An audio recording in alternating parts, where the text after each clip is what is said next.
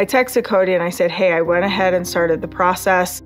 In 2 weeks, if you want to give any input, have anything to do with it or whatever. And he never responded to my text. I did take a trip up to Utah earlier this week and I met with the leaders of our church, and I was granted what is called in our church a release, which is basically the equivalent of a divorce. Right? Well, in you the brought family up, dynamic. yeah, and then you brought up too, like in the church that we used to belong to, if a guy loses 3 wives in 2 years, that says a lot right there. It's So he's considered gone a through big failure. Yeah, so he's gone through a lot. I can't imagine he's.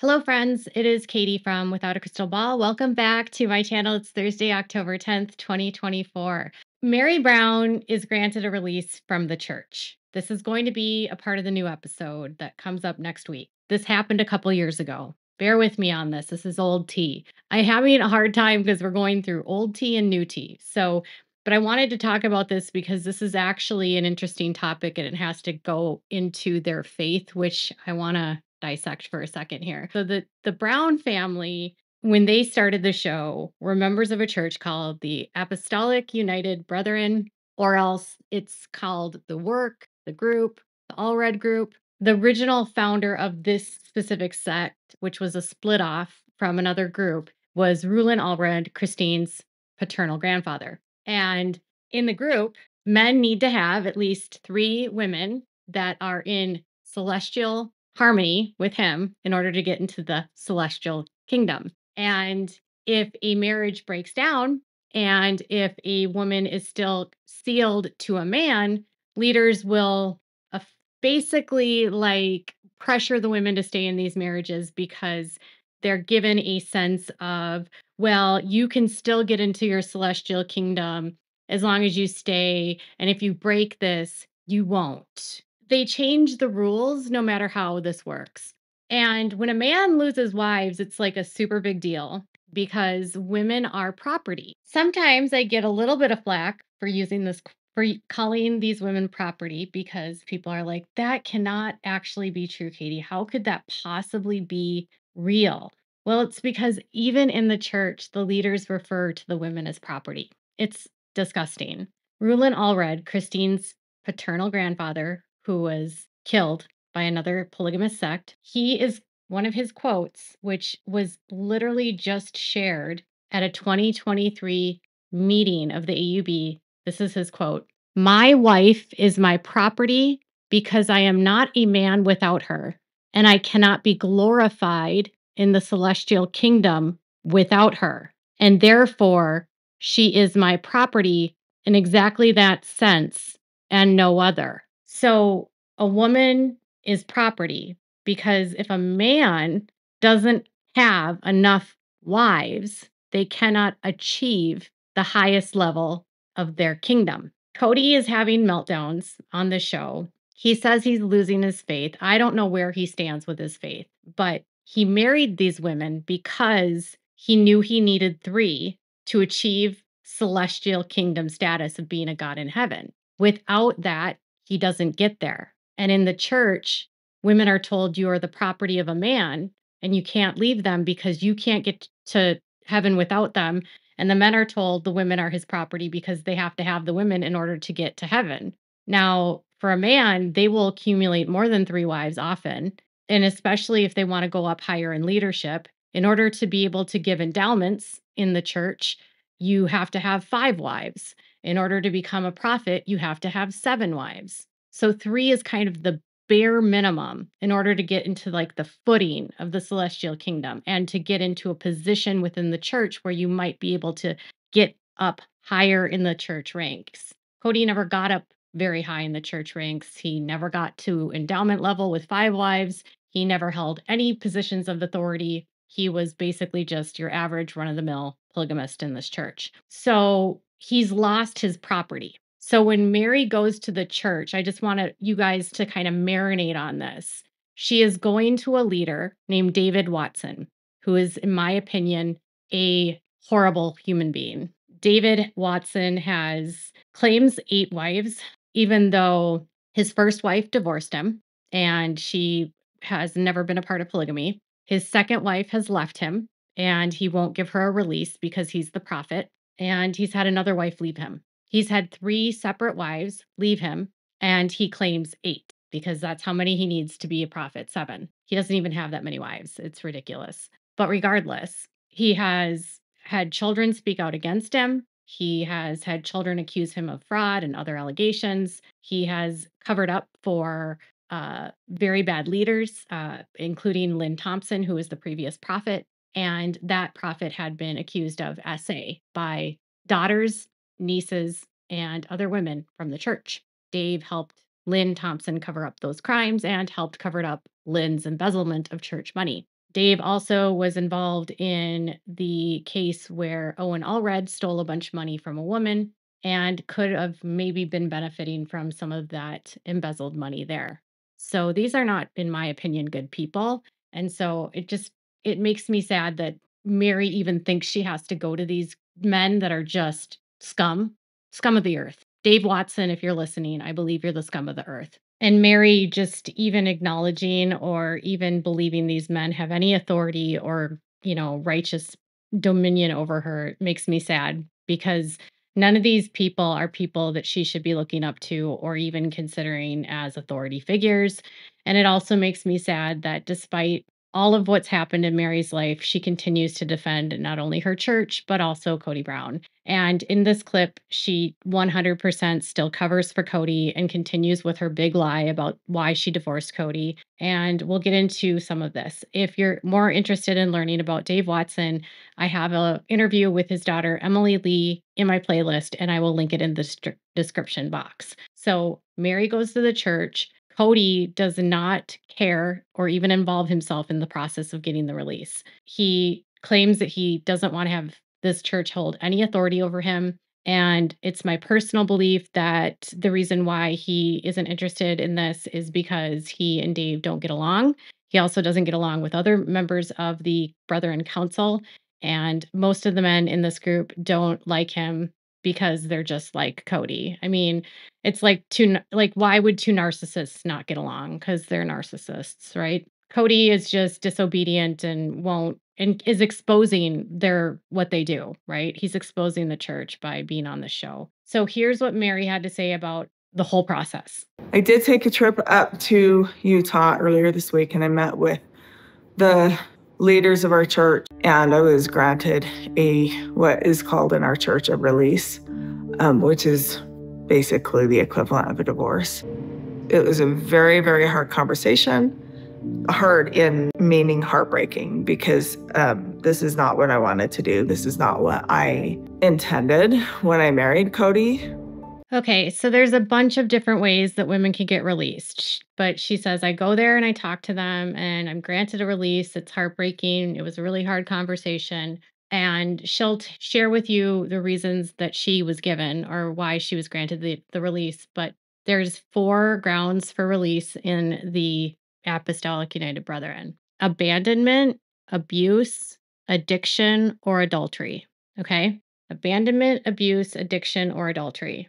A woman has to claim one of those 4 things, or all 4, or 1, or 3, or 2, or 1, and has to plead their case in order to be granted a release by the brethren. So abandonment would be a husband just basically abandoning the relationship, not putting in any effort to fix the relationship, neglecting the wife, and basically putting her out to pasture and ignoring that she exists. Abuse is physical. It could be the S kind. It could be a lot of different ways. Then there is addiction. Addiction is anything, honestly, because they don't even drink at all in this church. So, like, a woman could go to the brethren and be like, well, my husband's an alcoholic because he has 1 beer a week. And that could be an addiction because they don't drink at all. Same with like smoking. They don't smoke at all. So it's like my husband smokes, or my husband drinks coffee because they're not supposed to drink coffee. There's like, they can use addiction although it's not used that often. And then there's adultery. And adultery is honestly Kody and Robin. They committed adultery by breaking rules in their courtship and breaking rules within the celestial marriage because Kody wasn't honoring the marriages of the other women and was spending all of his time with Robin. And that's actually considered adultery. They're supposed to be equal and treat the women equal. And he didn't do that. But Meri doesn't go for any of that. She doesn't go for adultery. She doesn't go for abuse. And she doesn't go for addiction. She goes for abandonment. So here's what she says. Back in 2014, Kody and I did do a legal divorce. And for me, that whole process was purely for the fact that he could then marry Robin legally and then adopt her 3 older kids. But our spiritual marriage, our spiritual ceiling was still intact. Meri is still protecting Kody and Robin. And she's still protecting Kody because she's lying about why they got divorced. And I hope one day Meri will stop perpetuating the lie that she was the martyr.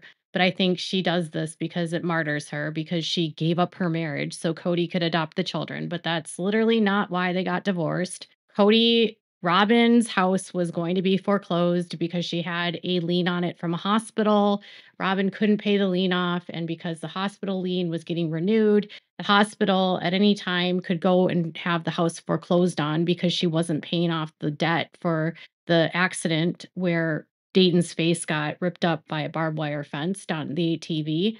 That's literally why they got divorced, because Kody then got on the mortgage with her, paid off the lien on the hospital debt, and married her and adopted the kids so that he could take the medical debt on himself and pay it off. It had nothing to do with wanting the kids. It had nothing to do with wanting to take the kids. I mean, they did want the kids because Kody wanted to make sure they could still keep filming. But Kody caused a catastrophic accident for his stepson. And that negligence of Kody resulted in him being taken to a hospital and spending several days in the ICU, and Robin getting slapped with a hospital lien because she wasn't making any payments on the hospital bill. And it was over $30,000. And after 2 years, Robin made 0 payments on the lien, and it was going to go into foreclosure because the hospital can start foreclosure after 2 years if the liens are not paid. They had to pay it off. So in order to do this, they had to have Meri divorce him. They had to have their legal marriage. Then they had to start the process of adoption. And once the adoption process goes through, then they take out an equity loan and they pay off the debt. And then Kody gets on the mortgage with Robin. It's just, if it makes you feel better, Meri, to say that this is why it's happened, it's fine, but it's a lie. I just wish you would be honest. You're protecting Kody. You're protecting the accident. You're protecting Robin's financials. You're protecting all of it. It still makes me sad. But I think she tells this narrative because she feels like she was the martyr that gave up her marriage for Kody and Robin. When we marry, it is for eternity. Like, that's the intention. So once I had that terminated or released, that means it's done. Like, there's no bound that keeps us together for eternity. Can you honestly imagine living in a world where there's like men that are in a church that decide if you are going to have heaven or not, and they're going to decide if you are actually bound to someone in heaven? A man who literally has, breathes like you, can make decisions about what happens in the afterlife. Can you put your head around this? Like, imagine believing that you have to go to a man at a church to tell you that you're no longer married to someone, and they get to decide if you're released when you go to heaven. What happens when they get up there and they realize, oh, wait, it's not actually what it was like, what they said? What if she goes up there and realizes it's not even there? You know what I mean? Like, you're putting a lot of faith in a man who has a very shady history, that man gets to decide that you're not bound to that person. It's just a psychological trap that this church keeps women in so that they don't leave their husbands. But this church hates giving releases. They do. They hate it. And they will 100% decline releases if a man contests it. So if Kody were to go to the church and say, I don't want to give her to be released, I'm not agreeing to this, she might have not been released. But the reason why she's released is because Kody didn't participate in it. He didn't even show up. He didn't care. He didn't talk to the leaders about it. Kody has no interest in being involved in it. She said, I texted him and I didn't hear back. He didn't participate. That's why she was released. If Kody would have gone, they might not have actually released her. But because Kody didn't show up, they get released. Anyway, now that they're released, Kody is a failure in the church. As you saw in the very beginning of this video, if a man starts to lose their women and their wives, their property, they're looked at and viewed at as a failure. One of the big things about this church is that they're always teaching people that they need to progress and excel and achieve and have success. And these are still things that Christine and Janelle talk about: having success, progressing, making steps in their lives, because everything is about achieving new levels so that you can get to the celestial kingdom. It's all built on this idea that you need to become the most perfect person. And part of that means that you have to go through sacrifices. And part of plural marriage or polygamy is that you're sacrificing all of these things that you would normally want in the world. And these sacrifices actually make you a better person because you're learning how to become more godly and celestial. So suffering is a part of being more godly. And Meri suffered with Kody, not because she wanted to stay with Kody, but because Meri was told if she suffered and endured, she was going to become more godly in heaven and more be more praised and get more accolades when she gets up to that kingdom. She was willing to suffer because she wanted that eternity. Meri has said numerous times that she didn't stay with Kody because she believed in heaven. And I totally disagree. I think now and only now is she doing this. And this is just my opinion. I know other people from the church will say things that are different, but I don't think that Meri actually cares about this faith. I don't think she practices the faith anymore. I don't think she's bound by it anymore. I honestly think she did this because she wanted to make Kody look like a failure, and this would make him embarrassed in front of the church. And if that's what she wants to do, that's fine, right? Like, I'm totally down with that. Like, make him look like an idiot. Go Meri. But she stayed because she was told that if she suffered and stayed in that suffering, she would get better benefits in heaven. And that's what she wanted. So now she's heartbroken because she's walking away from this concept of heaven, not necessarily walking away from Kody. I don't know why she continues to protect Kody. I don't know why all of these years later she's pretending like they had a relationship for the last 10 years or that, she really loved him. The family and Meri have been so separated for so long. And just to be clear, in 2023, Peyton said that Meri was part of the show and it bothered everyone in the family because Meri was not a part of the family for a very long time. She didn't integrate with them. She didn't spend time with them. She was very separated from them, but she took up in the very beginning seasons up until through the catfishing and all of it and half the episodes. She was acting like she was a bigger part of the family than she actually was. She didn't interact with them. She showed up for filming and then her storylines took over everything. And that they don't interact. I mean, so when you see Meri filming alone, that's why. She doesn't have relationships with people in the family. She doesn't have relationships with Christine, with Janelle, and most of their kids. She speaks to very few children in this family, and it's because of the way that she treated them. And I can't blame Meri because Kody was a philanderer and he cheated on her and she had to endure all of that. But if Meri had been so miserable all of these years, she should have left a lot sooner than now. And now Meri's whole thing is she's going to teach you guys how to be worthy. So please beware. Don't get involved in any of Meri's self-help stuff because she has yet to deconstruct. And it makes me sad that even in 2022, she was still defending this phony divorce and all the lies around the divorce, because ultimately that divorce helped Kody cover up a possible lawsuit against him by Robyn's ex-husband. They did all of this because Robyn's ex-husband wanted to know what happened to Dayton and they wouldn't tell them. They would not tell Preston what happened to Dayton. Instead, they wanted Preston to pay for that accident. And Preston said, no, I didn't cause this accident. Who caused the accident? That's why the adoption happened. So Mary's released and Kody looks like a failure. And he is. He's a failure. But, the whole church is a failure of men and all the men are scum. So yeah, he looks like a jerk in the church, but he could honestly still go back to the church, apologize, repent, start paying tithing, and I'm sure he'd get like 4 more women. It happens all the time. So, what are your thoughts? Let me know in the comments below. Are you surprised, not surprised?